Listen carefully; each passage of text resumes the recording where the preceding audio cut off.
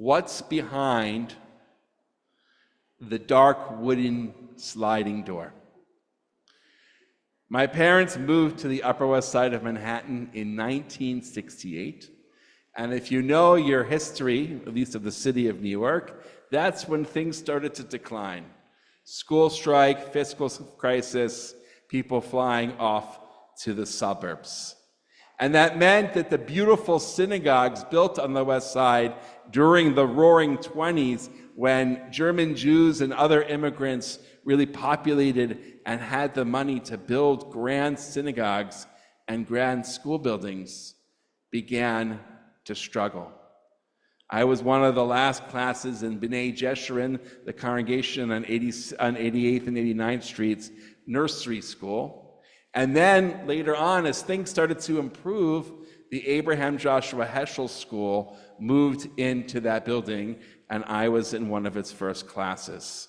And when we were in the B'nai Jeshurun school building, on the first floor was, I guess, an atrium room. I don't even know if the congregation might even use that as their chapel. There was a wooden wall, sliding wall, that was always closed. What was behind that wooden wall? Well, it was the grand sanctuary that had fallen into disrepair so much that they had to lock those doors, and even the main entrance to the sanctuary on 88th Street was closed. I wonder, again, I was young, but I bet you that the Board of Health had condemned the building as not being structurally sound. And then later on, Rabbi Madelon comes and rejuvenates B'nai Jeshurun, sees the influx of young Jews into this neighborhood, and he turns this Friday night program into the place where couples go to meet. And when you have couples, God willing, you have children. And yes, some of those families would move to the suburbs when they got large. But actually, we have learned since then that plenty of families remain and live in Manhattan, especially as new buildings are built and people are able to be there with their families. And so now the synagogues on the West Side are thriving. We read about all the synagogues in Brooklyn that are starting to rejuvenate. And then we remember us. What was going on during those down years in the city? Well, the suburban synagogues were bursting at the seams, including this very synagogue. And as we are told, there were 1,300, 1,400 members. There were double B'nai Mitzvah every single week. This place was the happening place. And now it feels like the tables have turned. I emphasize feels. Yes, the demographics in Great Neck are different than they were in 1985. That is a fact. And yes, there are fewer B'nai Mitzvah, and our religious school is a little smaller than it used to be. And so we are wont to sort of say, we're declining like those New York City synagogues were. And are we going to be able to ever rebound? There's a fear, there really is a fear amongst us that this decline is never going to end. But are we really in decline? Because remember what I've been speaking about in terms of what conservative Judaism is, what really American Judaism is. It is about tradition and change. All life, all of the world, the universe is dynamic. Nothing is static. There are going to be cycles, ebbs and flows, changes to demographics. It will never always be the same it was. So instead of saying, oi, we are not like we were in 1985, and oi, why are those synagogues growing in the same way that we would like for us to grow? Woe is us. Say no. We are going to be nimble.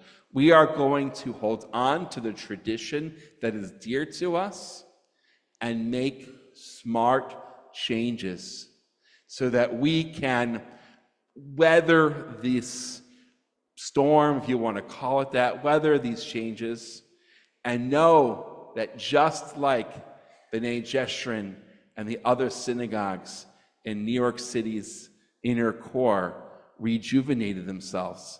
And by the way, that's not just in New York. The synagogues in Baltimore's inner core are starting to rejuvenate. So there is space for us for Temple Israel. We just have to, like I've talked about, sort of create our boundaries of where we are. What are we? We are a conservative, egalitarian congregation that is serious about our Judaism and our Jewish learning. So that means we are the only 2-day-a-week religious school, probably within the next 15 miles around us. Most of the other schools have turned to 1-day week. Yes, it's hard for families to come here 2 days a week with all the sports and this and that, but we have made a decision that we want to teach the kids Hebrew. We want them to know about the Israel and about their Jewish heritage in a way that you cannot do in just a couple hours a week. And so we have a 2-day-week Hebrew school and junior congregation in other ways. And just look around you. It is July 27th. If I go to my colleagues in other suburban synagogues and say that we have a sanctuary filled with at least 100 people, their jaws would drop. And they would say, Rabbi Schweber, you are one lucky rabbi to have a synagogue that full. Because we have a community here. Yes, I know many of you come and enjoy the Kiddush. That's okay. That really is okay. You can pray a little bit, learn a little bit, but really it is good that you come here to be with each other, to be in community. We learned over COVID how really important it is to have community. And yes, our younger generation doesn't feel the glue the same way that perhaps we do and even our parents and grandparents did in terms of supporting a Jewish community. It just means we got to work a little bit harder to teach that younger generation. We all know younger people. We work with them. We have them in our family.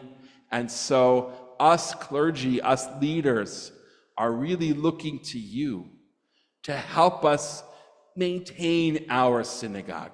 I want to say grow it or whatever, but to be proud of our synagogue. I'll leave it that.